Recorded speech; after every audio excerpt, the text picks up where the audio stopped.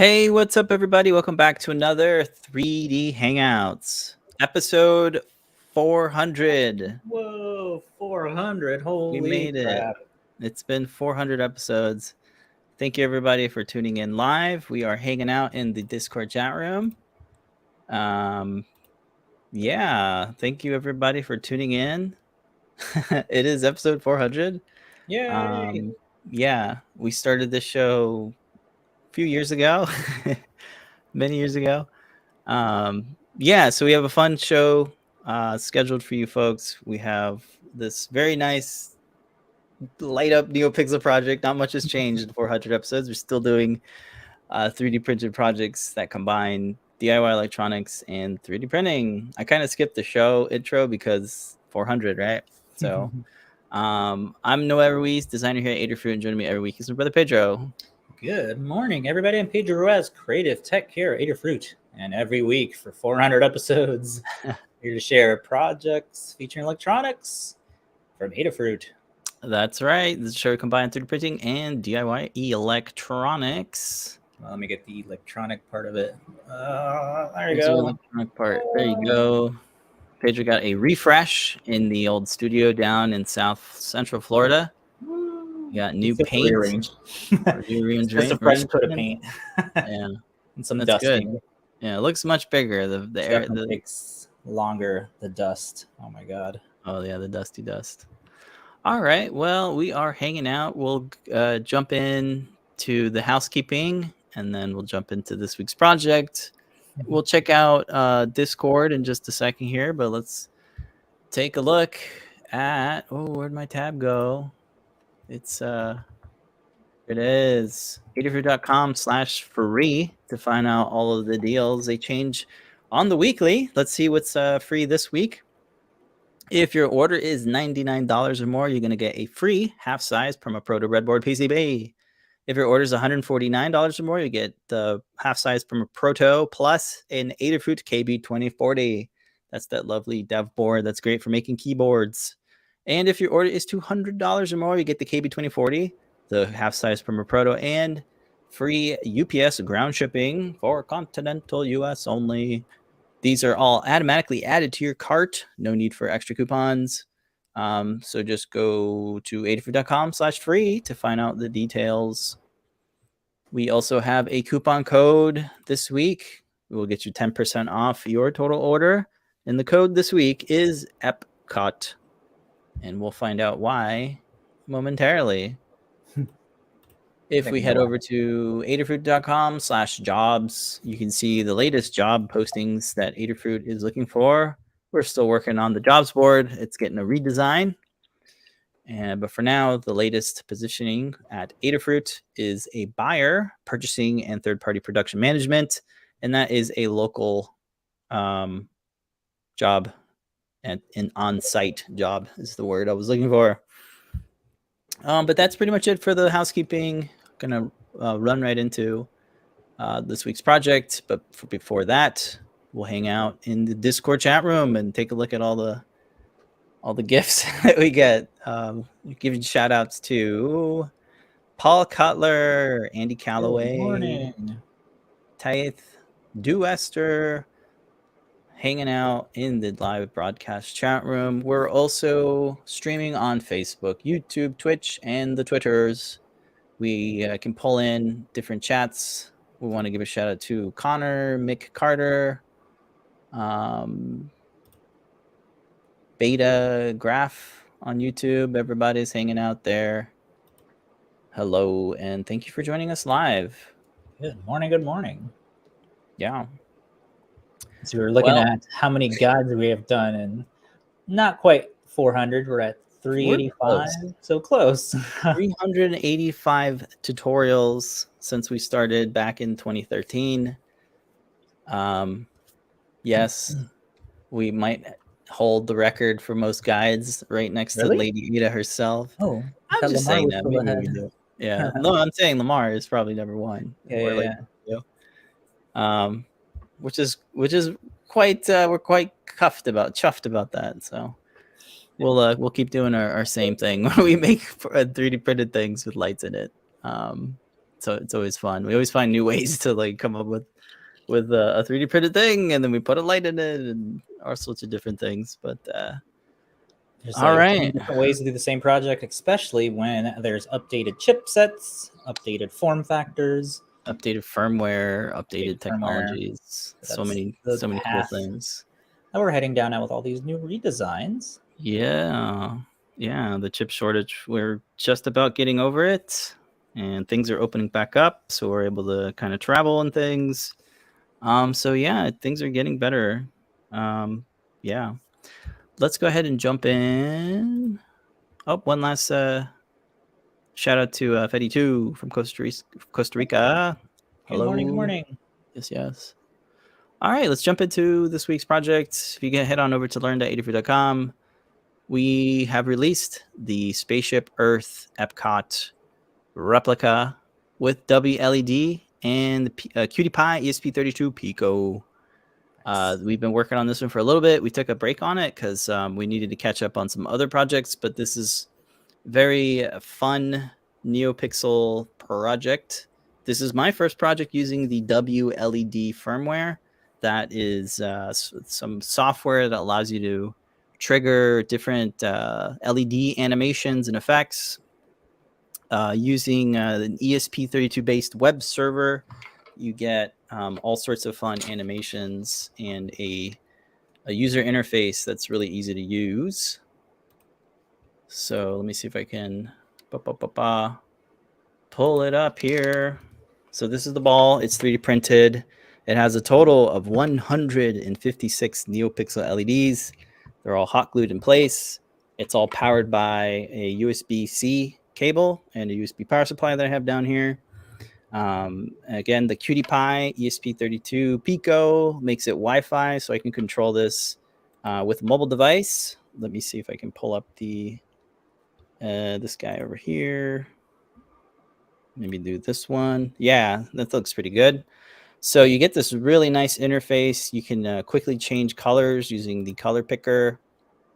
And then you have a effects mode, which has dozens and dozens of preset animations that have individual parameters down here that you can like change.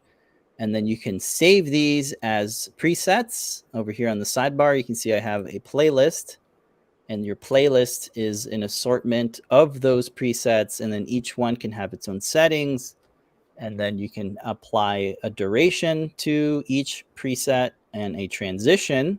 So each animation will blend into the next one. And you just have this really nice mobile-friendly interface. Right now I'm on the desktop, but it transfers over onto a mobile device very well. This project is open source. It is on GitHub. The creator is named Air Cookie. So shout out to Air Cookie for creating the software. We've been seeing a lot of folks use the WLED firmware in their NeoPixel projects, and we wanted to get a something that would translate really well on this geodesic sphere, on this Epcot Spaceship Earth replica. So it's been a lot of fun using it. It's super easy to install. It's all done through the web interface using a web serial protocol, and it supports a couple different ESP32 based dev boards. Yeah, so that's the gist of it.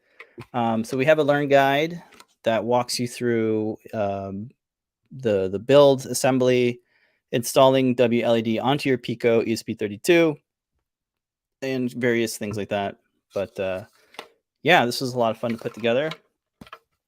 Just some context to what is the Epcot Spaceship Earth. It is an attraction at the Epcot Park in Walt Disney World.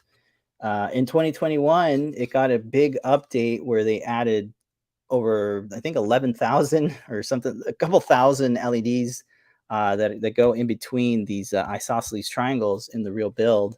I got the opportunity to see the Epcot upgrade in 2022 or 2021, I can't remember. But it was amazing to see it in person. It is this massive structure, the geodesic dome. I think it's a V8 style. Each geodesic dome has the different frequencies. This one is a 4V frequency, which has not as many LEDs, but we wanted to make this so that folks can build it. So hot gluing and over 100 of anything can be challenging, but we wanted this to still look like the Epcot Spaceship Earth attraction. And it features all of the things that the real physical architecture has, like these 3 legs and the center pillar. And amazingly, this all is 3D printed with no support material. It's got a snap fit cover that makes it modular. And let me see if I can open this up. Yes, I can. I can open it up. This is put together with neodymium magnets. So that's what the inside looks like. The NeoPixel LED strips feature these flexible wires that are coated with enamel coating so that they won't short out. They're insulated, which is nice. And the bare LED is already diffused, and the hot glue creates this nice diffuser. And just with like kind of gravity, they kind of create these little bubbles that look really nice. And then on the bottom here, you can see the structure for the center allows the cable and the the Cutie Pie board to just kind of hang off of this USB-C extension cable. And then with the Adafruit NeoPixel Driver BFF board, it has an onboard connector. So you can just plug and play. Everything's detachable. Everything's modular. So if you have a different dev board, maybe you have a Pico, a Raspberry Pi Pico, or like one of the other variants, you can, you can kind of just have it fit in the center there. There's little slots in there, and there's mounting tabs if you want to add extra sensors. A microphone would be a cool upgrade too. And then these NeoPixel strips come with these 3-pin JST connectors that you can use. And yeah, a lot of hot glue, but it's really cool to have it be able to be this project that is modular. It's got the magnets, and then you can kind of DIY your own thing if you want. So there you go. I think one of my wires is pinching, but that's fine. I'll fix it later. So that's kind of the gist of the project. It will fit on a bed size that's around 200 millimeters by 200 millimeters. I myself 3D printed it on an Ender Creality V2, or maybe it's a V3. But yeah, I'm trying to pull you in here, Pedro. There you are. Yeah. Was that a good breakdown of the project? Yeah, good explainer. Cool. Let's take a look at the Learn Guide. I still have it in the background. It's still running. So what the parts you need, you can kind of fashion your own NeoPixels, but I really recommend using these flexible, they're called soft flexible wire LED NeoPixels. You'll have to get at least 4 of them. They are in stock right now, which is great. Nice. This is what they look like. You can daisy chain them. You can cut them. And then you can like scrape off the insulation, the enamel coating, so that you can solder, multiple strips together, because they only come with 50 LEDs per strand. And then we have a wiring diagram that shows you how many individual NeoPixels you need per dome, because there's 2 halves of the dome, of course. So we ended up with 4 of them. You'll have some excess because it's 156 total. But with 4 of them, you'll have 200 NeoPixels. So, you can reuse those for, future projects. For the dev boards, we're using the Pico ESP32. It is out of stock, but you could always substitute it for maybe a Feather ESP32. But for right now, the WLED's firmware only runs on certain ESP32 chips. So the ESP32 S2, S3, C3, those currently aren't supported, but maybe in the future they will be. And then this, of course, the NeoPixel Driver BFF add-on just gives you that 5-volt level shifter, so you can properly power all of those NeoPixels. And then you have the benefit of being able to disconnect your strip with that JST connector. Just to kind of make it easier, I use this USB-C breakout board that allows you to kind of reposition the USB port for programming and power. So that's really cool. And then you kind of fashion your own USB-C cable. So you kind of cut this cable and then just solder up the wires to those various pins on the USB-C breakout. We also have things like the USB-C cable that's 2 meters long. It's a nice pink woven, high quality USB-C cable that provides you with all the amperage, some header pins, the JST cable, and then the neodymium magnets. The CAD file is open source and available in STEP format, Fusion 360 format, STL. So if you want to use different magnets or something, you can totally redesign it. And then you're going to need some hot glue for attaching the NeoPixels. Unfortunately, they don't snap fit. You do need hot glue, but that makes them more diffused anyway. And I've had to take out the NeoPixels, like pop them off. And it's easy to do that because of the just the coating that these things have don't actually ruin. They don't get ruined because they're like epoxy and they break off of the hot glue nicely, just a little bit of force. I thought they were hot glued themselves so that it would like permanently fuse, but it doesn't, which is really nice because I did have to redo one of the domes when I was first prototyping this project. But that's the overview page, just going over all the parts. The circuit diagram is fairly straightforward. The BFF NeoPixel driver makes it easy to connect, but you're still going to want to solder together your NeoPixel strips. They are labeled. There's like a little triangle label on these things. If we go back to the product page, you can see this little green triangle, and that just gives you an indicator of where the data is flowing, data in, data out. So if you've done NeoPixel products before, you're very familiar with daisy chaining these NeoPixel strips.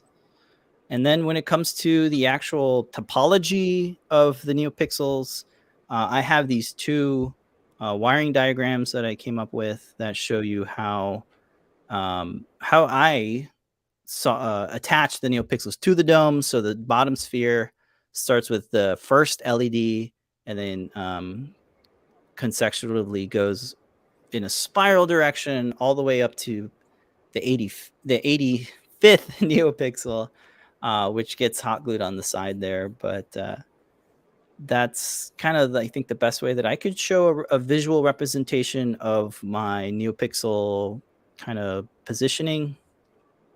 And then the top sphere starts off with NeoPixel number 86 and goes all the way up to 156.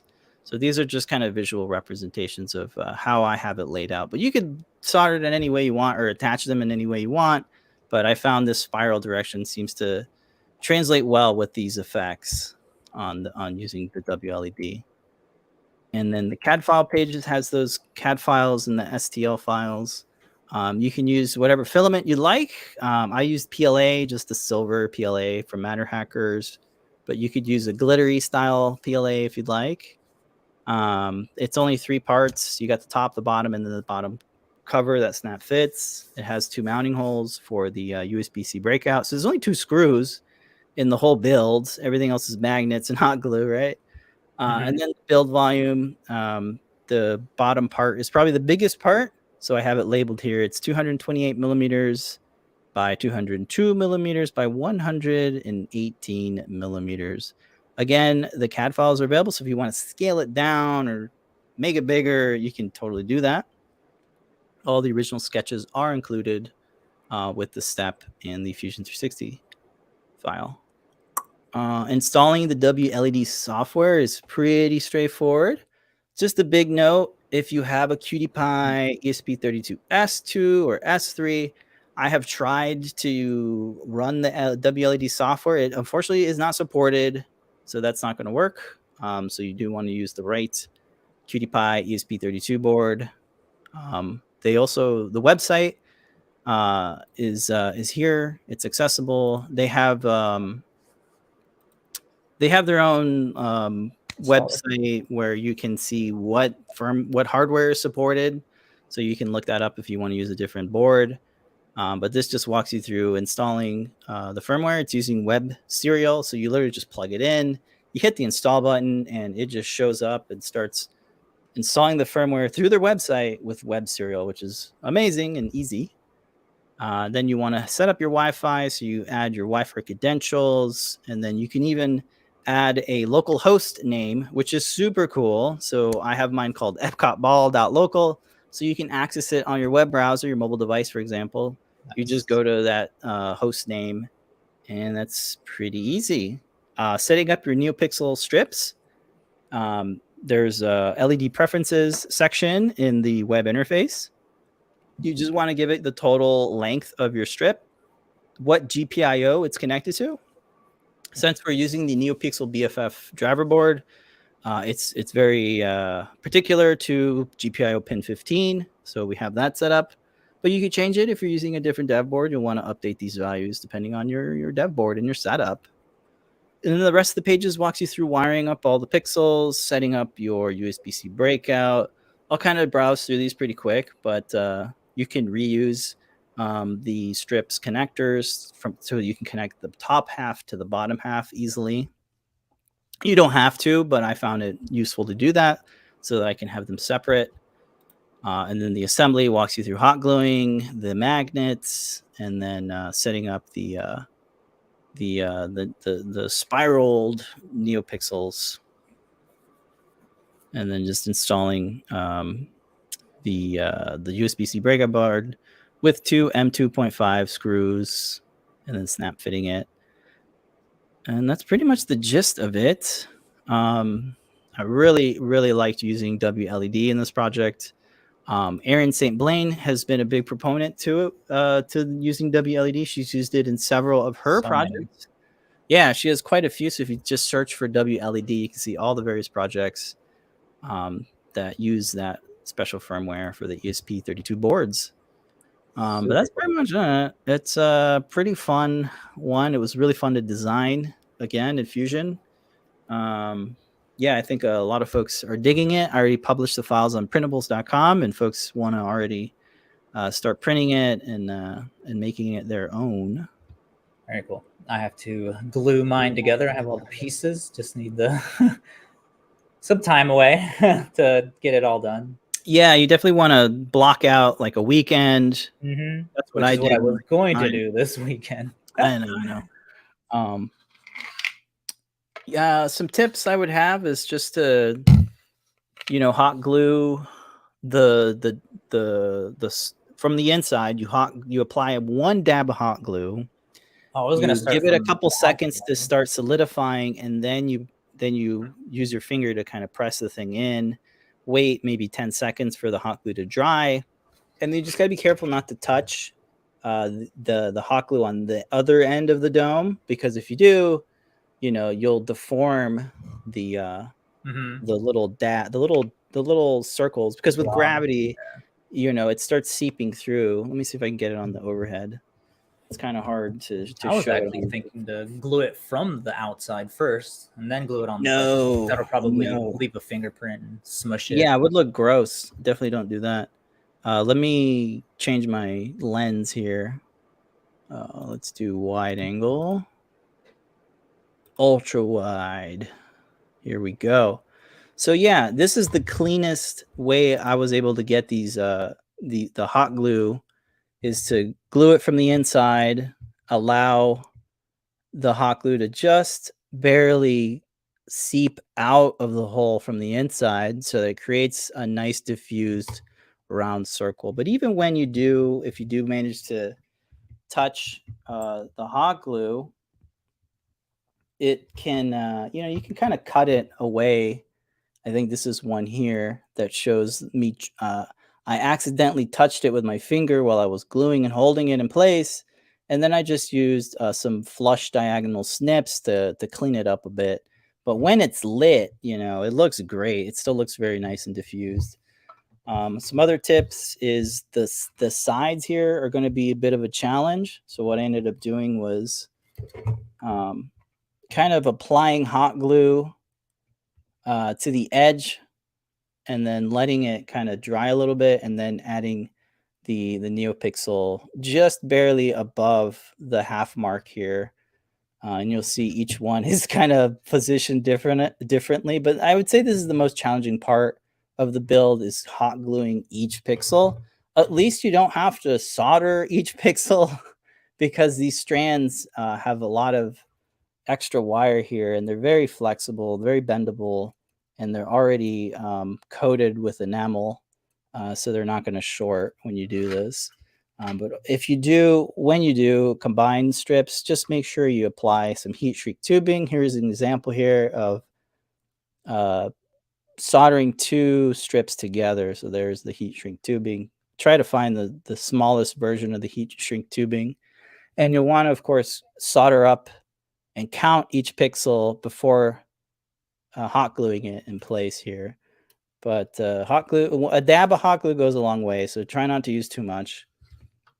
And if you have one of those craft, hot glue guns that are cheap, I would recommend investing in a nice battery-powered hot glue gun, whether it's from Ryobi or Black & Decker. All of those are fine hot glue guns, but that's what I use. I use the Ryobi hot glue gun, and that really made the experience much easier. I actually have 2 batteries. I recommend getting an extra battery as well, because I was swapping batteries out, because this takes the most amount of time. I mean, of course, the printing takes time, but hot gluing, surprisingly, takes a lot of time because you're kind of doing each one. I'm glad I didn't do more than 156 pixels.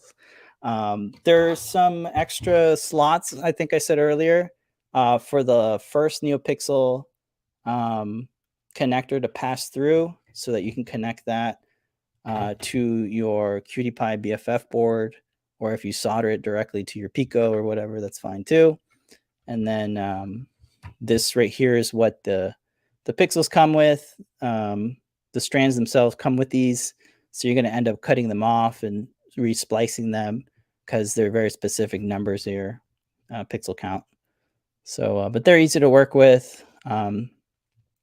These are whatever gauge wire, I think like 28 or 26 gauge wire, and they're easy to solder to.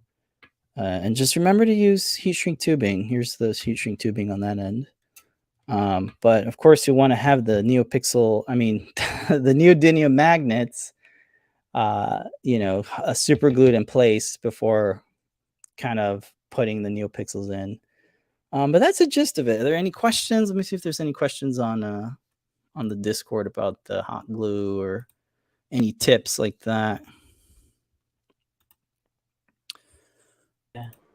How does that go? Sorry, say that again. Automatically, how does the WLEDs automatically adjust the current for the strip length versus forward voltage of each LED? I think that's all BFF, huh? Excuse me. Yeah, so let's take a look here in the WLED firmware. You go to config, go to LED preferences. By default, that has this checkbox here. It says enable automatic brightness limiter, maximum current 850. So you can change that, and depending on your length, it'll adjust the maximum current. How cool. It's very cool. And then here you have different LED voltages. So you have their 5 volt, 5 volt efficient, 12 volts, so on and so forth. So it really handles all of the things for you. It tries to keep it under an amp.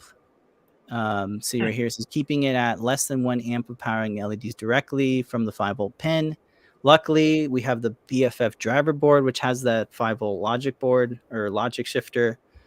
So it'll make sure it doesn't exceeds the voltage. So you have all those options there, and then you have the ability to change the style of LED. So you can use the WS2180 or 281 or the SK, and then all of these other ones, right? It even supports dot stars, which is the APA 102s. So much stuff in here in the WLED firmware. You can change the color order if you have RGB or GRB. And there's just a lot of stuff. Memory usage here. There's all that handled for you. There's built-in buttons if you want to use a PIR sensor or a touch sensor, switches. And I think in Erin St. Blaine's project, she's using an IR remote. So you can customize all that here. Here's your IR remote GPIO pin, so on and so forth. You can have default settings if you want the LEDs to turn on at a certain brightness. You can do that. Brightness factors, transitions, white management, and then some more advanced stuff. Wow. And then here's the config template if you want to apply this to a different build. They've thought of everything. Like this is why WLED software is so robust. Wow. There's other things you can do, like setting up segments. So if you wanted to map various layers to a segment, then you could do different sets of animations for each segment. Wow.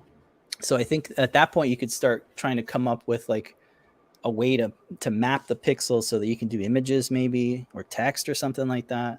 Lots of different things you could do with it. I was really easy with it and just like kind of use the default effects. So I didn't mess around with the segments, but it is a lot of depth to the WLED firmware, and managing voltage is just one of those things that you take for granted. It's like, it just figures it out for you. I don't know. But yeah, hopefully that answers your question. And definitely check out the WLED firmware. It's free, and they have a whole list of ESP boards that work with it. So check those out. Very, very awesome. Yeah, it was very cool. I wasn't sure about this stuff until I got it running, and I was just like, oh my God, this is a game changer for LED projects. Like, it's pretty cool. Of course, you could do all this in CircuitPython. I think you're a little limited on some of the effects. But WLED just has a plethora of different animations. Like this one right here is a really cool one that kind of gives this illusion of like this wave that's going across the sphere. And I think the sphere itself is a good visual way to showcase these animations because they look amazing. This is the firework, which goes really well with the nighttime show aesthetic of the Epcot attraction. It really does look like a firework going up and then exploding, and then dazzling sparkles go across. And I haven't even played with all of the LED animations because there's just too many to play with. And I had to focus on, the next project and documenting it. And I haven't had the chance to play with all the effects yet, if you could believe that. There's one upgrade that I thought about doing, and that is the implementation of an analog microphone. They do have support for audio reactive effects. Oh, cool. And in the you'll notice each effect has the little icon. a little music tone. So for example, this one has the ability, and you can filter them. I guess these are all the audio reactive ones. So these are all the audio reactive effects. They still run, but if you have your microphone, I guess you could clap and it'll go with music and all that sort of stuff. So that's really cool. I haven't played with that yet, but there's plenty of room in the 3D print to add a microphone. We stock that little MX analog microphone that works with the WLED firmware. That's what I was going to ask. Is analog or I2C? Yeah, it's the analog mic, not the PDM mic. So if you just search for, I think it's like Miclet or something, Microlet. Let me just try Max. I think I know which one is going to pop up. Yeah, we've used it in the drum project, I think. Sometimes it's hard to search. Yeah, I think it's like Max 44. There it is, the electret microphone. Yeah, so this one here is supported for the audio reactive effects in WLED. So it's only $7. I think there's other variants of this that use the same Max 4466 chipset. But yeah, I have yet to play with that one with WLED, but it is supported, and there's some YouTube videos on how to set that up. I think you literally just install the audio reactive version of of WLED, and you just tell it what GPIO pin. So you just solder it to whatever pin, probably an analog pin, and there you go. Yeah, so lots of stuff here. So much.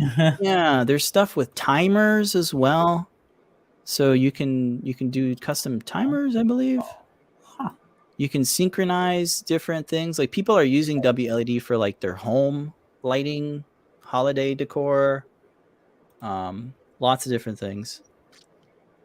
It's got a pretty robust community on GitHub, and yeah, it's pretty cool stuff.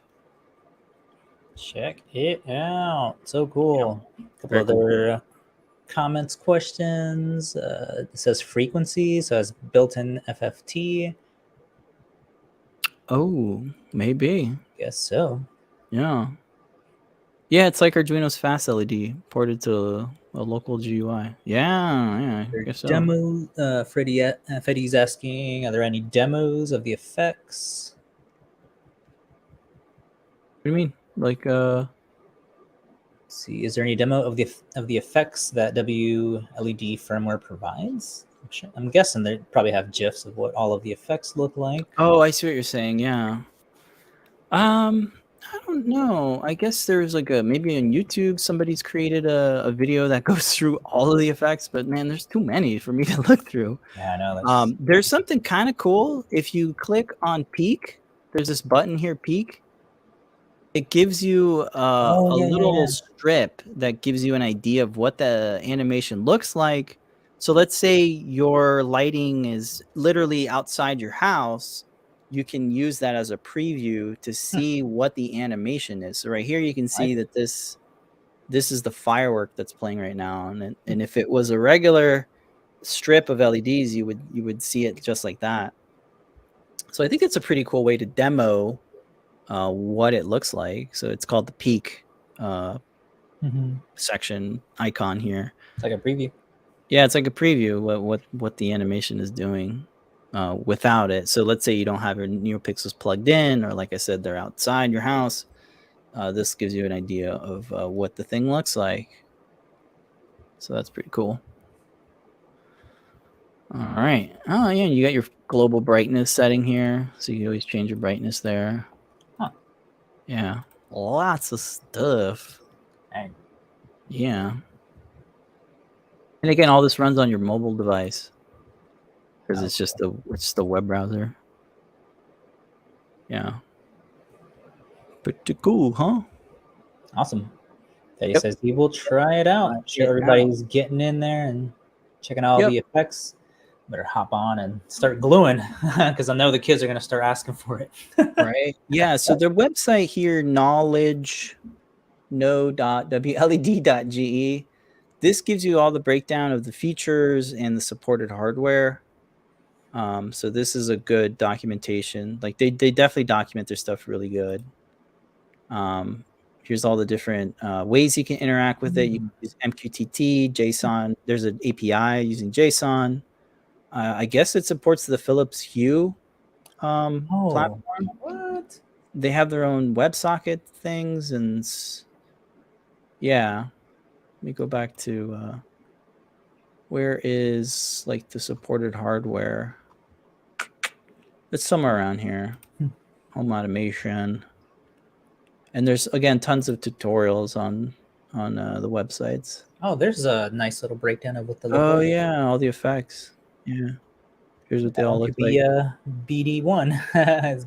The back. Oh yeah, this would be good for your BB1 builds. Yeah. Especially when you have a matrix. This is what it looks like. Oh, this is great. I didn't even know that they had that. Oh, look at the fire one. Yeah, that's a dope one. Slash features, slash effects. I didn't want to have the Epcot ball on fire. That might give off the wrong, Oh, look at this one. Oh, the ripple effect. So you can kind of do some sort of imagery. Wow. That's super cool. Wow. I wonder if it like remaps based on how you have it laid out. I think so. Horizontal or vertical. I wonder if that there's a way to rotate. Now that you got the 3D prints, y'all can figure out like how to map the pixels to do these amazing effects. That's great. Look at that. That is crazy. Oh wow, that one's really cool. Hot Fire damn. one. Oh, they do have scrolling text. Oh, nice. You would have to, since my pixels aren't exactly mapped like a grid, it's not going to be the same. So just be aware of that. Like if you really want text or one of these effects, you have to be very familiar. Rotate the whole thing. Yeah. The way the geometry, the topology is laid out, it's not one-to-one grid. It really isn't. Once you see it, you'll get an idea. Oh, I see. Yeah, it's like every other. It's like right. It's staggered. Staggered. So you're not going to get these exact. Okay. Because these are exact grids. So it'll be a little different. Oh wow, look at that one. The 16 by 16 graphic EQ. But hey, maybe you have yourself, a 32 by 32 matrix array. So you could do this. So WLED is not limited to the Epcot ball. I'm just saying. So yeah, how far? That's cool. There's 186 LEDs, and this is like an LED wearing headphones with like. It looks like he's holding the. It's their mascot. The waveform. Yeah, they're holding the waveforms in their palms. That's so cool. So that's dope. If you're doing, oh my god, look at the DNA. Yeah, that is super dope. That swirl. Yeah. Okay, there's too many of them. I know there's too many. I didn't want to exceed 30 minutes on this build, but it's fine, man. Check out their website. The main thing. If you haven't tried WLED, it is a game changer for NeoPixel projects, art installations. Like I think this is what the community is like shifting towards is WLED for all the things. I wouldn't be surprised if the actual Epcot ball uses WLED. WLEDs. I've been seeing a bunch of those breakdown videos where it's like showing the Windows Vista like error screen like right on the screen. It's like, holy crap, you guys are just running Windows behind there. That's funny. Or like display management apps that's running on Windows. I think you could take this project and make like a disco ball, like a really cool, just in time for New Year's Eve. You can make yourself a really cool disco ball. Have it hanging from the ceiling somehow. Oh, there you go. Scale this up, make it more or less pixels. But yeah, I really like these strips, especially since they're kind of low profile and easy to hot glue. But yeah, that is. Yeah, Yanni's saying that they should make a Star Destroyer with both globes. Oh shit! The explosion.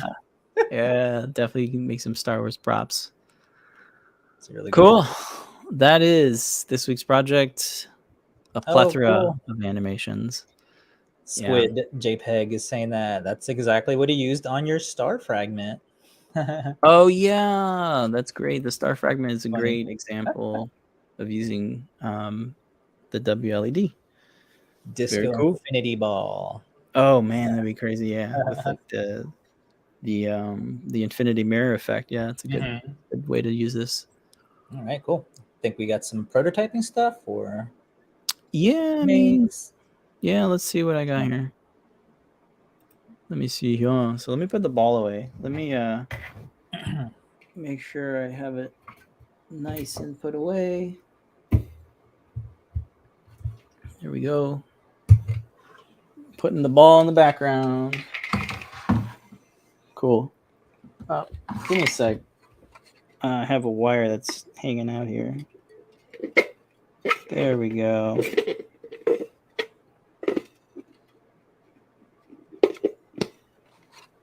All right, that looks better. I had a wire hanging out, and it was driving me nuts. So I wanted to fix that. Thankfully, it didn't break because those are some pretty tough wires. All right, so back over to my overhead here. So next week we have this collab project with Katney Rambor on the Adafruit team. She wanted to create an IoT Canary, so we modeled up a canary bird for this NeoPixel project. We have here the 5x5 NeoPixel BFF, and it's soldered to an ESP32 S3 and I just have this bottom here. I figured I'd print it out in this translucent material because Kattni had the idea is like, oh, what does it look? What are the differences between like an opaque white filament versus like a completely translucent filament? So I figured I'd print this out and just let folks know what it looks like. So this is running some CircuitPython code. It uses Adafruit IO to get the current time, and then depending on whether it's nighttime or the morning, it'll turn the NeoPixels on or off. But here's what it looks like with that translucent filament. You see here, it's got a very different effect. It's got like these harsh hot spots, and that's just kind of the properties of using transparent clear filament. Like you just kind of get that effect. So if you like that, that's kind of neat. But if you're looking for something that's more diffused, I definitely recommend getting this white opaque filament that tends to give a better, softer diffusion. So that's kind of all I wanted to share. Make sure it's translucent, not just white, because if it has that white pigment, it can block it. True. This is true. And it's thin. It's a 2 layers thin. So that's as thin as I can get it before it like starts having problems.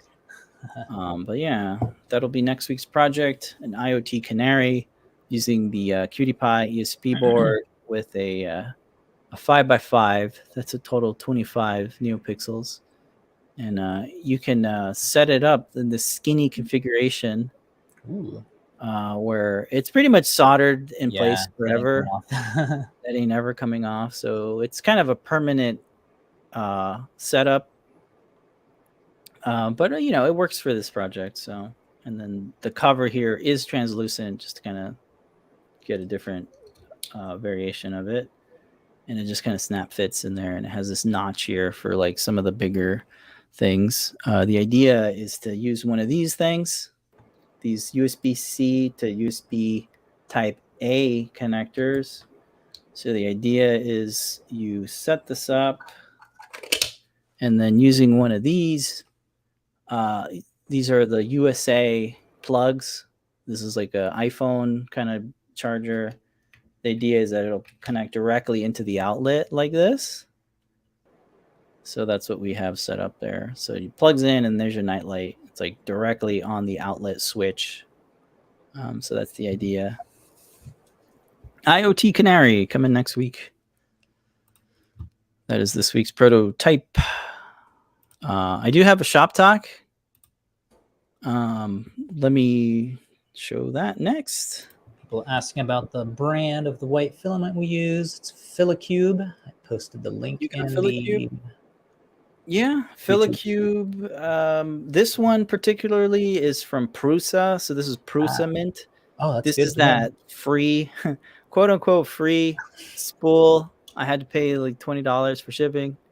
But hey, it was free. Otherwise, it would have been like $60 or something. But this is Prusa's white filament. It's pretty nice. I like it. But you could use whatever white filament. You know, it doesn't... Probably the same ingredients. Yeah, these days the cheaper filament is just as good as the expensive stuff, in my opinion. But over to the shop. What are we shop talking? Yeah. Yes. So I got inspired by this dental floss case. It is the snap fit case, and over the years, this particular brand, Oral Glide, they inspired me to do snap fit enclosures. You know, way back in like 2014 is when I got inspired by literally, a dental floss case to do snap fit geometry. So here you can see that there's a little snap fit nub, and on this side is another snap fit nub. And it got me thinking, like, how can I apply that to my Game Girl enclosure? And that's what's kind of started my whole snap fit journey. And I was looking at this today or the other day, and I was looking at it, I was going like, this has 2 live hinges, right? There's their live hinge. A live hinge is a thing that allows you to hinge with just a thin piece of plastic, and this snap fits like that, and then this has a cover that snap fits like that. So what I was thinking is like, what if I could print this out just like this, flat like that, like flat on the bed? So I started designing a little thing here, and this is what I came up with. It's a very similar construction. I have 3 pieces, right? You have these 2 enclosure bits, and then a kind of a top here that has snap fit nubs here, and then on this side has one there on these edges. And then I've been experimenting with some different styles of live hinges. So here you can see it like prints in the air, and it's not exactly catching. Like you can see the strands there, but it does bend, which is nice. So I have these little lips here that kind of go into it. And then this thing has its own live hinge, so that can bend this way. And then this just comes in like that. Click there, and you have this kind of cool little pouch, right? It's kind of a little pouch setup. And then I added this little latch here, so I can use that to open it up. So it's not going to be the most secure enclosure. Could be useful for some like pocket change or dental floss or something. Maybe like a little belt pouch, something. I haven't tested it out in terms of like how long is this hinge going to last? Because you can start seeing that it's like starting to bend. I don't know how long it's going to last. It's only 2 layers thin, so that's 2 layers. Same thing here. So I might extend this out so that it's like covering the whole thing. But that's what I thought would be an interesting thing. I literally just finished printing this morning, and it was a fun exercise in Fusion 360. Look, I already broke it. This already broke off, so I definitely need to increase the either the layer thickness or extend this whole thing out so that there's just more material to catch onto. So there you go. Because this one is all the way across, and it looks like it'll fare better. But maybe this is a good use for like a PET G filament, or a TPU filament, probably way stronger because it's already flexible. Although the snapping might not work, but that's right. Maybe with Cheetah it would. Oh, maybe. I was going to suggest the hinges on the side add fillets so there's more of a base to it. Yeah. Yep. Yeah, that might be a good idea. Sides. Yeah, it's too thin. I'm gonna add another layer to it, so it'll be like 3 layers thick or 3 layers thin, and then make it go across the whole thing. But that's kind of a neat thing. I don't think I've seen anyone else do that. You might remember my live hinge, kind of penny coin holder. This one seems to be a lot stronger. Oh yeah, because it has the base. The base is a little bit, but it's still only 2 layers thin. Maybe the filament is stronger. Yeah, that's glitter or something. I don't know. Yep. It's funny how different filament colors can be different strengths. This is true. Yeah, I've seen a video from CNC Kitchen that shows that all the pigments are created differently. So, and it's very, very thin. It's like a millimeter thin for all of the walls and everything. So yeah, that's what I got going on there. Just as a little experiment in my snap fit journey. See, Connor is suggesting on YouTube comments, maybe multi-material, PLA, TPU. Yeah, that'd be a good idea. Lot where you don't, it's not multi-material. It's you literally like attach on or snap on the TPU little hingey thing. So a little slot so you can like stick it in. So it doesn't have to be multi-material, but it is multi-material. It's not printed at the same time. Yeah. Speak of multi-material, this one does have like a little window, that allows you to see through and see how much things you have. It's a good idea. But, yeah, I like that. Yeah, I like this design. Again, this is the inspirations come from such simple household everyday use. Absolutely, little things like that. Yeah, I forgot what I was looking at that made me. Can't remember the last time. Right, it's the same thing where the little tiny thing that we're using every day inspires. There we go. Yep, they've done all the hard work in figuring out. We got a cool diffuse mailbox, yes. the mailbox from DJ Devon's very cool. It uses that translucent material, I believe. Yeah. And then you can make it thicker so that it diffuses more softly. Yeah. There you go. Yeah, the infill lines do make it look stringy. A thinner white filament might have been a better idea for better diffusion. Very cool. All right. We are about 4 minutes out. Yeah, we're almost out of time. So Community why don't we? Let's just do the one community make then. This week's Time-lapse Tuesday. All right, This week's Time-lapse Tuesday is this super cute and adorable little flexible Yoshi for the Mario movie. Finally saw it this weekend. And Yay! Look how adorable he is. A little flexible. This is a paid model, so it's only a couple bucks. It was like $2, but definitely worth it. $2.16. Designed by JECT or JECT on Colts 3D. Very fun. A couple of really cute little designs like this. Yeah. So everything except the boot prints all in one piece, and then you have your arm attachment here. It's just a little axle that attaches it. It'll move both of them. Same thing with the legs.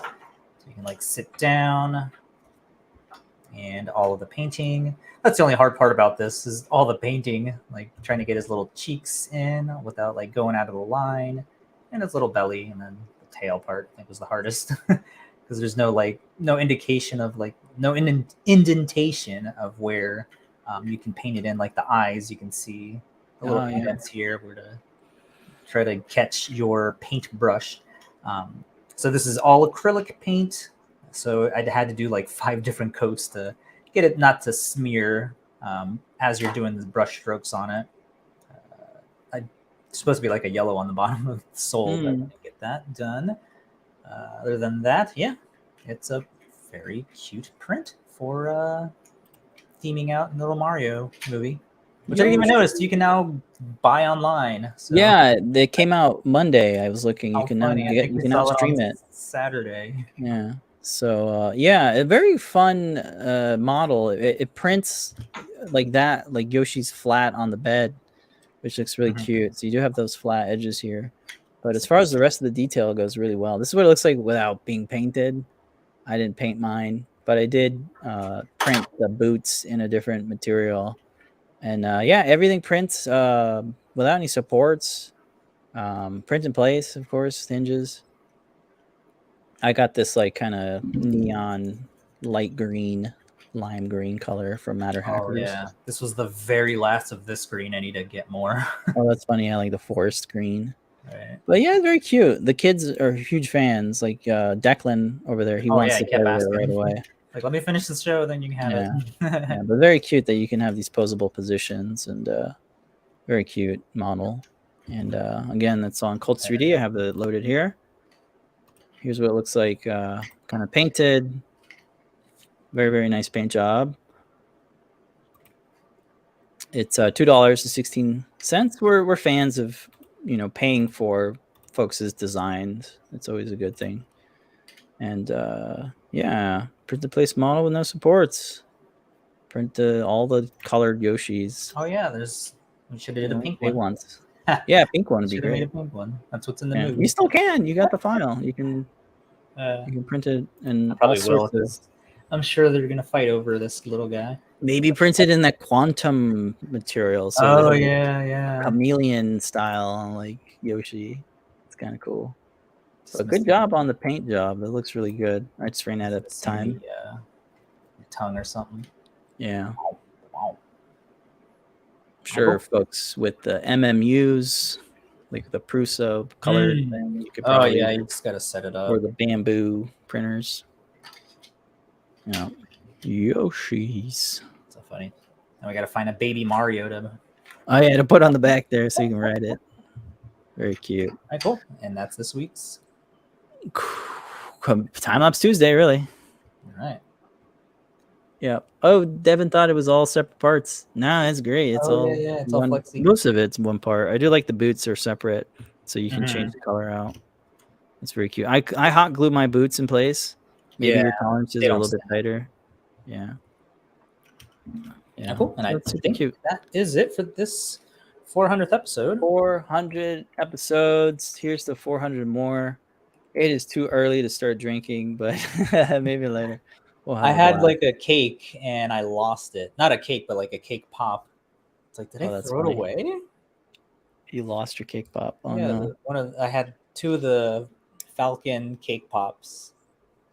And I don't know where the other one went. Oh, that's right. From the ganachery at Disney Mhm. Springs. That looks so delicious. That's Yeah, great. for May the 4th. Yeah, May the 4th. All right. Well, thank you everybody for tuning in live with us on this achievement unlocked 400. Thank you everybody so much for joining us.